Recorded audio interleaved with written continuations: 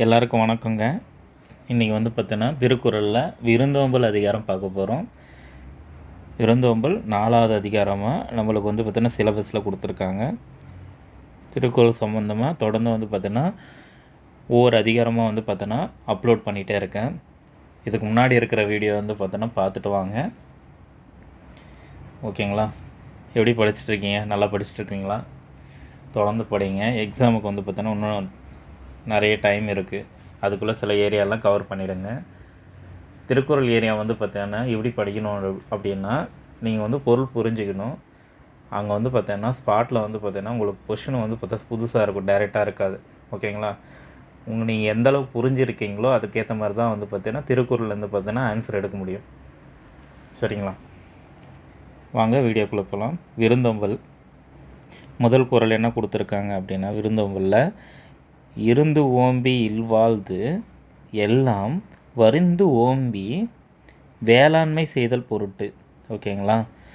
வீட்டில் இருந்து பொருட்களை காத்து இல்வாழ்க்கை நடத்துவதெல்லாம் விருந்தினரை போற்றி உதவி செய்யும் பொருட்டே ஆகும்.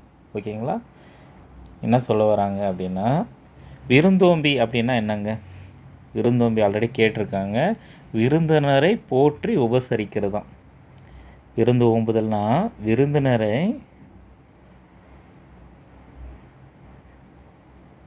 போற்றி உபசரித்தல்.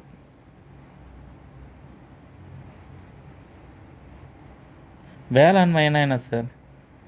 விவசாயமாய் இல்லை சார். இந்த இடத்துல வேளாண்மைன்றது உதவி செய்தல்.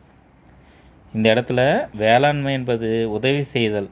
உதவி யாருக்குன்னா இங்கு விருந்தினருக்கு செய்யும் உதவியை தான் குறிக்கிறது வேளாண்மை. உதவி செய்தல்.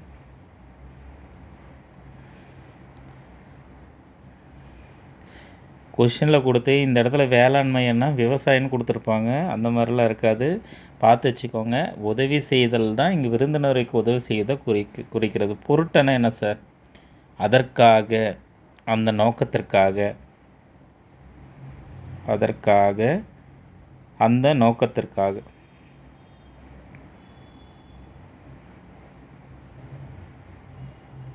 ஓகேங்களா? என்ன சொல்லியிருக்காங்க? இருந்தோம்பி இல்வாழ்த்து எல்லாம் இருந்து ஓம்பி இல்வாழ்த்து எல்லாம் விருந்து ஓம்பி வேளாண் செய்தல் பொருட்டு. வீட்டிலிருந்து பொருட்களை காத்து இல்வாழ்க்கை நடத்துவது விருந்தினரை போற்றி உதவி செய்யும் பொருட்டே ஆகும். ஓகேங்களா?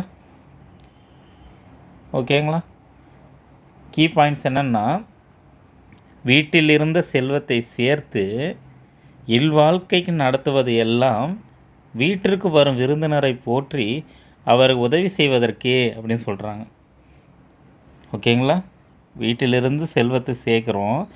எதுக்காக? இல்வாழ்க்கை நடத்துவதெல்லாம் வீட்டுக்கு வரும் விருந்தினரை போற்றி உதவி செய்யறதுக்கான். நான் சம்பாதிக்கிறது பிறருக்கு உதவி செய்கிறது தான். வீட்டுக்கு நம்மளை தேடி வரவங்களுக்கு உதவி செய்வதற்கே அப்படின்னு சொல்லிட்டு சிம்பிளாக ஃபஸ்ட் லைனில் விருந்தோம்பலில் சொல்லியிருக்காரு. இருந்து ஓம்பி இல்வாழ்ந்து எல்லாம் வருந்து ஓம்பி வேளாண்மை செய்தல் பொருட்டு. வேளாண்மை என்னென்னா உதவி செய்தல். ஓகேங்களா? ஓகே, அடுத்த கொஸ்டின். அடுத்த திருக்குறள் என்னென்னா, விருந்து புறத்தா தானுண்டல் சாவா மருந்தெனினும் வேண்டா பாட்டன்று. ஓகேங்களா? அமிழ்தமே ஆனாலும் விருந்தினர் இருக்கும்போது தான் மட்டும் உண்பது என்பது விரும்பத்தக்கதுன்றான். அமிழ்தமே இருந்தாலும் விருந்தினர் இருக்கும்போது நான் மட்டும் சாப்பிட்ணுன்னு நினைக்கிறது விரும்பத்தக்கதன்று அப்படின்னு சொல்லிட்டு இருக்காங்க. நம்ம கீவேர்ட்ஸ் பார்த்துடலாம். ஓகே, என்ன கொடுத்துருக்காங்க? புறத்தா அப்படின்னா என்ன சார்? வீட்டின் வெளியே வீட்டின் வெளியே. தானுண்டல் என்றது தான் மட்டும் தனித்து உண்பது தானுண்டலாம். தான் மட்டும் தனித்து உண்பது தானுண்டல். தனித்து உண்பது. ஓகே, சாவா மருந்து என்னங்க? இந்த சாவா மருந்து சாகா வரம் தரும் உணவான அமிழ்தம்ன்றாங்க. அமிழ்தம். ஓகே, வேண்டர் பாடற்றுன்னா விரும்பத்தக்கதான். ஓகே, அமிழ்தமே ஆனாலும் விருந்தினர் இருக்கும்போது தான் மட்டும் உண்பது விரும்பத்தக்கது அப்படின்றது இங்கே சொல்லியிருக்காங்க. சரிங்களா? 2 குறள் முடிஞ்சிச்சு. 3வது குறள் வந்து என்னென்னா, வருவிருந்து வைகளும் ஓம்புவான் வாழ்க்கை பருவந்து பால்படுதல் இன்று. ஓகேங்களா? என்ன சொல்கிறாங்க, கீவேர்ட்ஸ் பார்த்துடலாம். வைகளும்னா என்னங்க, நாள்தோறும். வைகளும்னா நாள்தோறுமா. ஒப்புவான்னா என்ன, பாதுகாக்கிறவன், உபசரிக்கிறவன். உபசரிப்பான்ல, உபசரிக்கிறது, விருந்தோம்பல உபசரிப்பு, உபசரிக்கிறவன். பருவந்து, இந்த பருவந்துக்கு வந்து பார்த்தோன்னா துன்புற்று, வறுமையை வருந்தி, துன்புற்று அப்படின்றது மீனிங். ஓகேங்களா? துன்புற்று.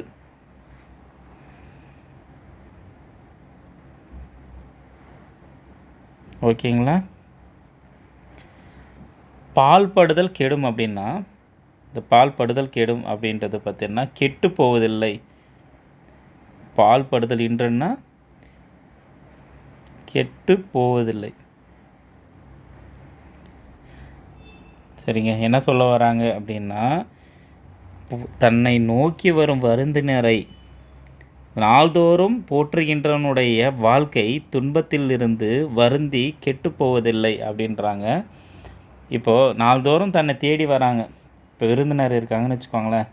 நாள்தோடு தேடி வரும் விருந்தினரை போற்றி உபசரனுடைய வாழ்க்கை வறுமையினால் துன்பப்பட்டு கெட்டு போவாது. வறுமையினால் அவன் வந்து துன்பப்பட மாட்டான் அப்படின்றத இங்கே சொல்ல வராங்க. ஓகேவா? 3வது குறள் என்னது, நாள்தோறும் தன்னை தேடி வரும் விருந்தினர்கள் போற்றி உபசரிப்பவனுடைய வாழ்க்கை வறுமையினால் துன்புற்று போவாது அப்படின்றத சொல்கிறாங்க. தன்னை நோக்கி வரும் விருந்தினரை நாள்தோறும் போற்றுகின்றவனுடைய வாழ்க்கை துன்பத்தினால் வருந்தி கெட்டு போவதில்லை அப்படின்றது சொல்லியிருக்காங்க. ஓகேங்களா?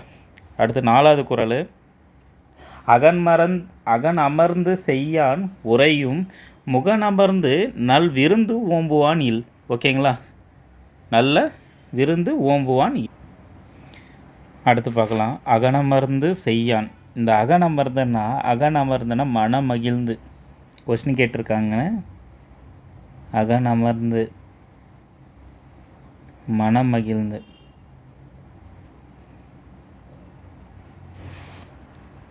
இந்த செய்யால்னா யாருங்க, திருமகள் குறிக்குது. திருமகளுக்கு இன்னொரு பேர் லட்சுமி. ஓகேங்களா? லக்குமின்னு சொல்லுவாங்க, இலக்குமின்னு தான் வரும். ஓகேங்களா? முகனமர்ந்து அப்படின்னா இனிய முகமலர்ச்சியுடன், இனிய முகமலர்ச்சியுடன். இந்த ஓம்புவானா என்னங்க, பாதுகாப்பால், அதை உபசரிப்பவர் இருக்காங்களே, உபசரிப்பவர் தான் ஓம்புவான். ஓகேங்களா? நல்ல விருந்தினரை வந்தவரை முகமலர்ச்சி கொண்டு போற்றவனுடைய வீட்டில் வந்து மனமகிழ்ந்து திருமகள் வாழ்வாள் அப்படின்னு சொல்லியிருக்காங்க. புரியுதுங்களா என்ன சொல்கிறாங்கன்ட்டு?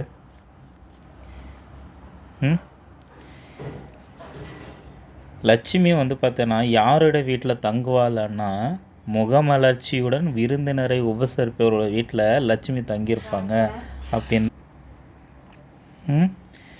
ஓகேங்களா? Okay, sorry.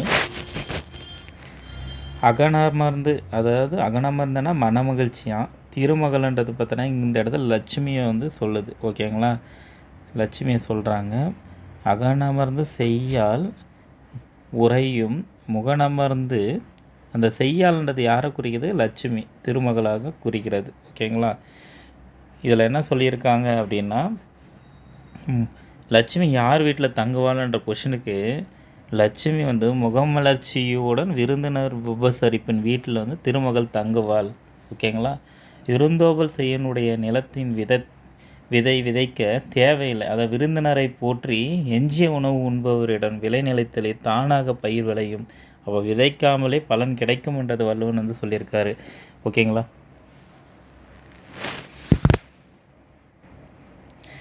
அதாவது அகனமர்ந்து செய்யான் உரையும் முகனமர்ந்து நல்விருந்து ஓம்பும் அப்படின்னா, ஓம்புவான் இல்லைன்னா நல்ல விருந்தினராய் வந்தவரை முகமலர்ச்சியோடு கொண்டு போற்றுகிறனுடைய வீட்டில் வந்து மனமகிழ்ந்து திருமகள் வந்து பார்த்தீங்கன்னா வாழ்வாள் அப்படின்றது இந்த குறளில் சொல்கிறாங்க. ஓகேங்களா? அடுத்த குறளுங்க, வித்தும் இடல் வேண்டும் கொல்லோ விருந்தோம்பி மிச்சில் மிசைவான் புலம். ஓகேங்களா? ஓகேங்களா? என்ன சொல்ல வராங்க அப்படின்னா, இதில் மிச்சில் மிசைவான் அப்படின்னா என்னங்க? இது தெரியணும்ல. விருந்தினரை உண்டது போக எஞ்சிய உணவை உண்பவர் மிச்சில் மிசைவான்.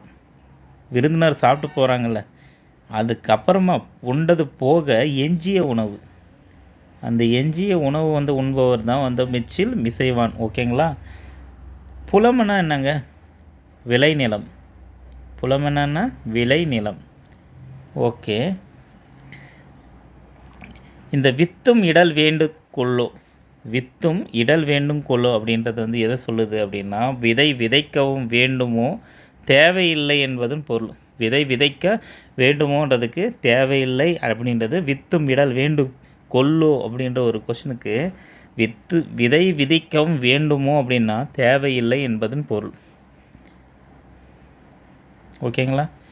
என்ன சொல்ல வராங்க அப்படின்னா, விருந்தினரை முன்னே போற்றி உணவளித்து மிஞ்சி உணவை உண்டு வாழ்கின்றோடைய நிலத்தில் விதையும் விதைக்க வேண்டுமோ அவரே கேட்குறார். ஓகேங்களா? புரியுதுங்களா என்ன சொல்கிறாருன்ட்டு? என்ன சொல்கிறாரு அப்படின்னா, விருந்தினரை போற்றி எஞ்சிய உணவு உண்பவனுடைய விளைநிலத்தில் தானே பயிர் விளையும், விதைக்காமலே பலன் கிடைக்கும் என்றது வள்ளுவனுடைய கூற்று. விதைக்காமலே பலன். ஓகேவா? எதுக்காக? விருந்தினரை போற்றி எஞ்சிய உணவு உண்பவருடைய விளைநிலத்தில் தானாகவே பயிர் விளையும் அப்படின்ட்டு தான் சொல்கிறார். ஓகேவா? 6வது குறள் பாருங்கள், ரொம்ப இம்பார்ட்டன்னு. செல்விருந்து ஓம்பி வருவிருந்து பார்த்திருப்பான் நல்விருந்து வானத்தவர்க்கு. ஓகேங்களா? நல்விருந்து வானத்தவர்க்கு. ஓகேங்களா? கீ பாயிண்ட்ஸ் பார்த்துடலாம். செல்விருந்தனா என்னங்க? செல்விருந்தன்னா வந்து சென்ற விருந்தினர். வந்து சென்ற விருந்தினர். வரவிருந்தனா இனி வரப்போகிற விருந்தினர். வரவிருந்தனா வரப்போகும் விருந்தினர். விருந்தினர். ஓகேங்களா? வானத்தவர் யாருங்க? தேவர். வானத்தவர் என்ன யாருங்க? தேவர். நல்விருந்தனா சிறந்த விருந்து. நல்விருந்தனா சிறந்த விருந்தினர். ஓகேங்களா? வந்த விருந்தினரை போற்றி இனி வரு விருந்தினரை எதிர்பார்ப்பவர் வந்து பார்த்தோன்னா வானுலகத்தில் உள்ள தேவருக்கு நல்ல விருந்தானவர் ஆவார். வானுலகத்தில் உள்ள தேவருக்கும் நல்ல விருந்தானவனாவான். ஓகேங்களா? ரொம்ப முக்கியங்க, பார்த்துக்கோங்க. செல்விருந்து அப்படின்னா வந்து சென்ற விருந்தினர்களும், வரு விருந்தினா வரப்போகிற விருந்தாளிகளுக்கும் இதை வந்து இந்த குறள் சொல்லியிருக்காரு. ஓகேங்களா? எதிர்பார்ப்பவன் யாருன்னா வானுலகத்தில் உள்ள தேவருக்கும் நல்ல விருந்தானவனாவான். ஓகேங்களா? அவனுக்கே அவன் பிடிச்சவனாவான்றாங்க. வானத்தில் உள்ள தேவர்களுக்கும் நல்ல விருந்தானவன். ஓகேங்களா?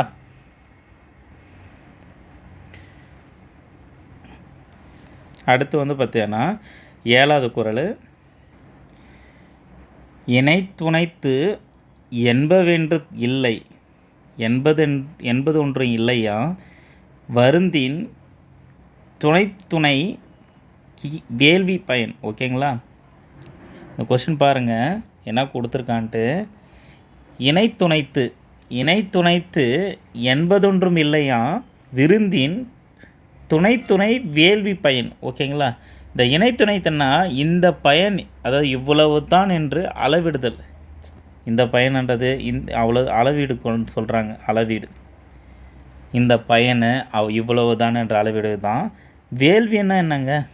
வேள்வின்னா விருந்தோம்பல் இன்னும் அறச்செயலாம். இந்த இடத்துல வேள்வி எதை குறிக்குது? விருந்தோம்பலை குறிக்குதுங்க. விருந்தோம்பல் என்ற அறச்செயல். ஓகே. விருந்துணைன்னா விருந்தினர் தகுதிக்கேற்ப. விருந்துணைன்னா விருந்தினருடைய தகுதிக்கேற்ப. விருந்தினர் தகுதிக்கேற்ப பயனா என்னங்க? நன்மை, அதாவது விளைவு. நன்மைன்னு சொல்லலாம் அல்லது விளைவு சொல்லலாம். ஓகேங்களா? விருந்தோம்பலாகிய வேள்வியின் பயன் இவ்வளவு என்று அளவுபடுத்தி கூறத்தக்கது அன்று. அதே மாதிரி விருந்தினர் தகுதிக்கேற்ற அளவினதாகும். ஓகேங்களா? என்ன சொல்கிறாங்க?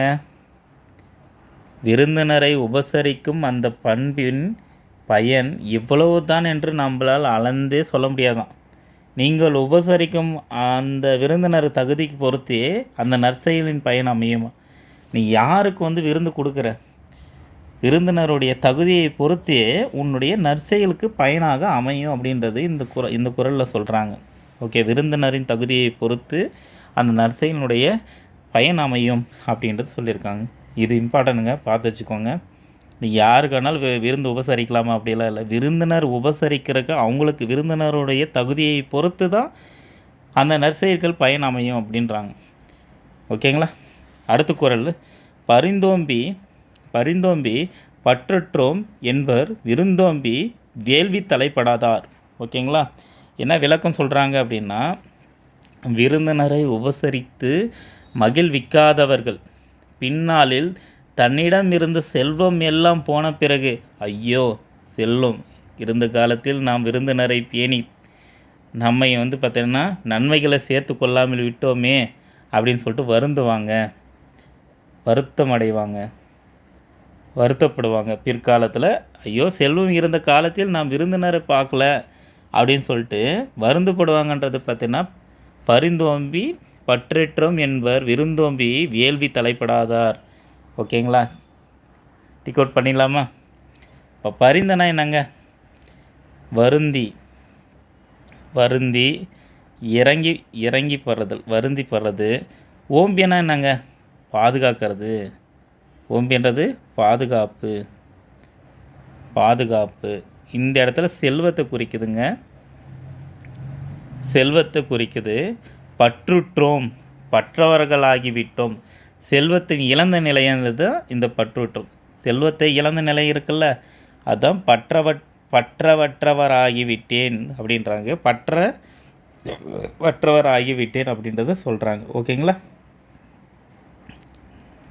ஓகே, அடுத்து வேள்வி தலைப்படாதார். யாருங்க இந்த வேள்வி தலைப்படாதார்? விருந்தோம்பல் என்னும் கடமை செய்ய தவறியவர்களில் பார்த்தோன்னா வேள்வி தலைப்படாதவர்னு சொல்லிட்டு வள்ளுவர் சொல்கிறார். ஓகேங்களா? இந்த குறளை என்ன சொல்ல வராரு அப்படின்னா, காசு இருக்கும்போது, செல்வம் இருந்த போது, ஐயோ செல்வம் இருந்த நேரத்தில் நாம் விருந்தினரை பேணி நன்மை செய்யாமல் விட்டுமே அப்படின்னு சொல்லிட்டு வருந்துவாங்கன்றது பரிந்தோம்பி பற்றுற்றோம் என்பர் விருந்தோம்பி வேள்வி தலைப்படாதார் அப்படின்னு சொல்லிட்டு வள்ளுவன் சொல்லியிருக்காரு. இது 8வது குறள். ஓகேங்களா?